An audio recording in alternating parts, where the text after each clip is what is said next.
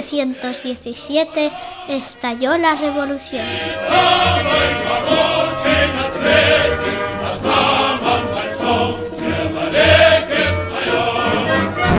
Esta no, esta.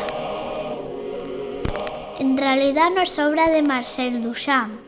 Nunca llegó a ser expuesta y no causó gran revuelo en 1917. Es obra de la baronesa Elsa von Hohenlohe y casi nadie reparó en ella hasta la década de los 50.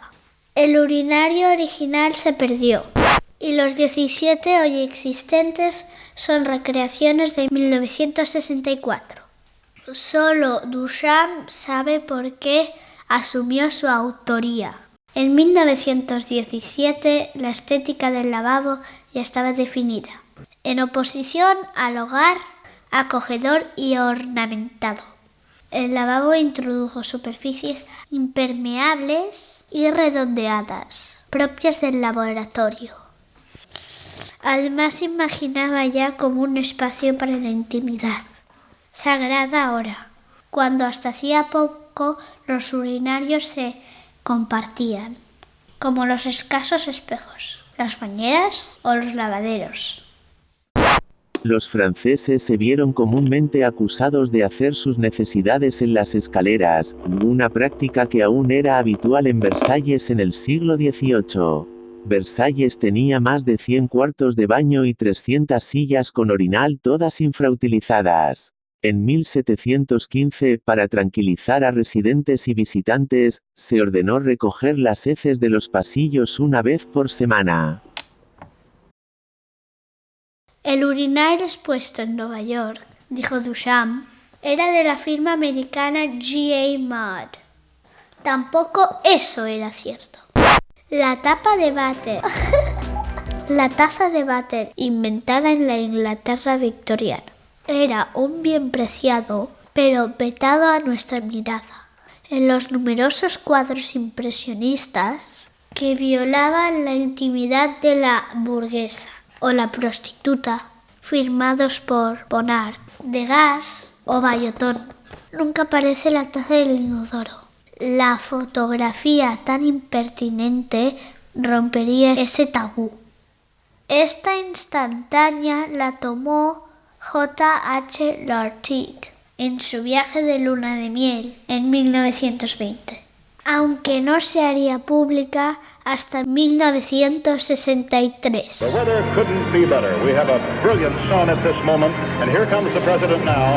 La gente estaba en shock. Por esto no, por esto. Psicosis fue la primera película en incluir una taza de inodoro al público, un elemento que hacía más sucio todo lo sucio que Hitchcock quería señalar en su protagonista.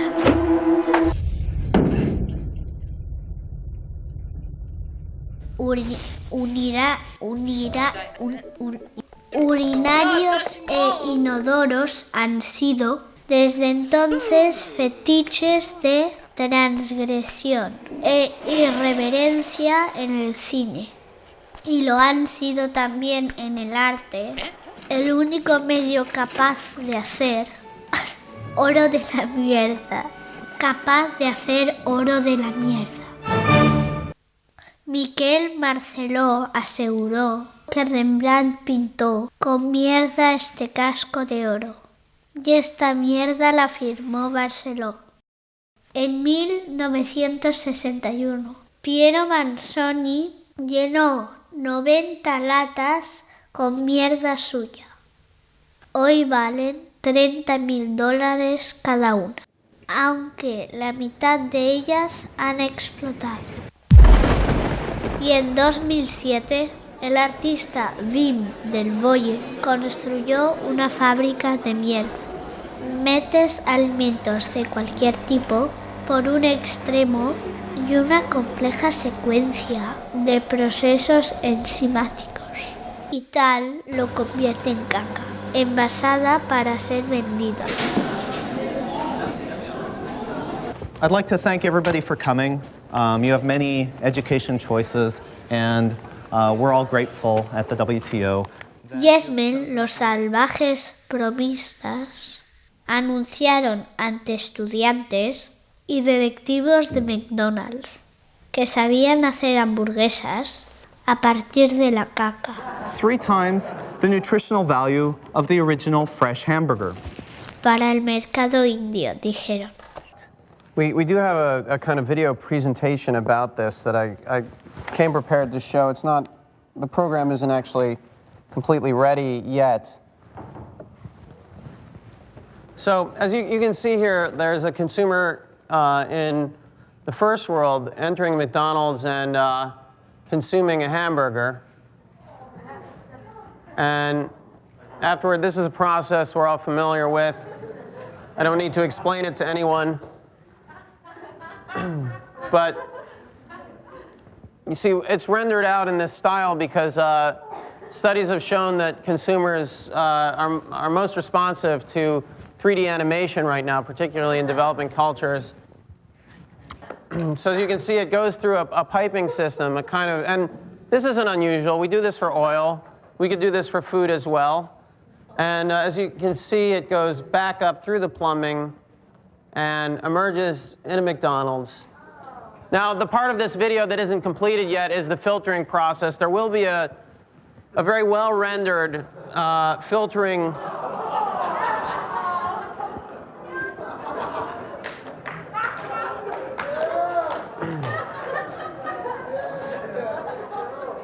Have you ever seen starving people? In pictures, yes.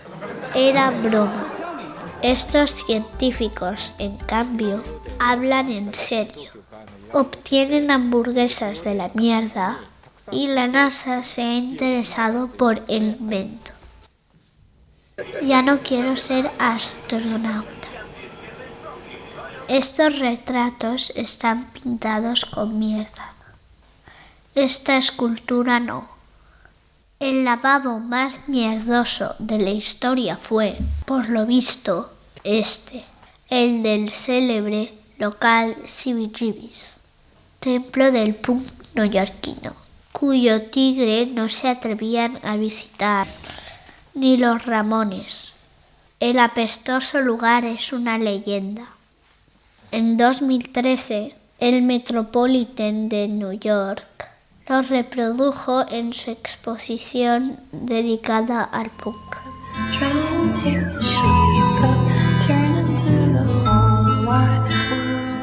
A fin de cuentas, el rock, las estrellas y los lavabos se han llevado siempre bien.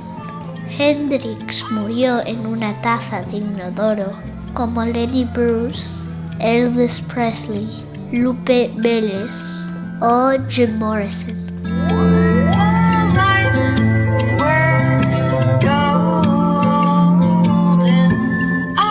Warhol retrató a Eric Sidgwick muriendo como Lupe, poco antes de morir ella en modo similar. Los lavabos abundan en el imaginario pop.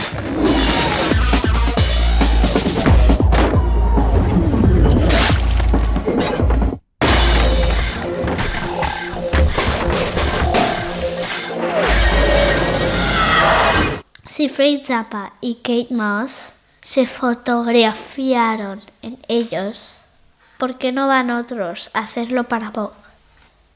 El inodoro se ha convertido en el escenario más hipster en el que retratarse. Hasta Kim Kardashian nos mostró su taza de oro sólido.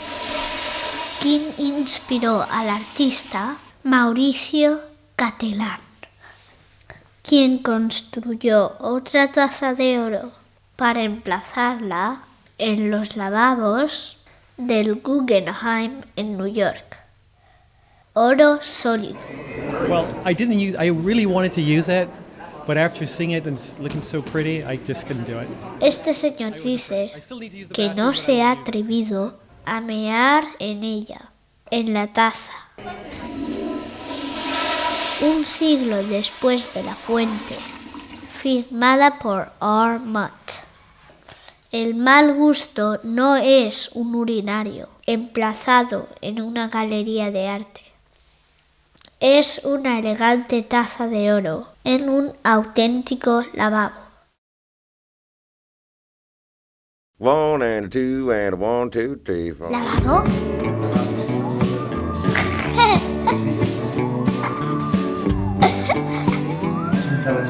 ¿Estamos hablando de lavabos?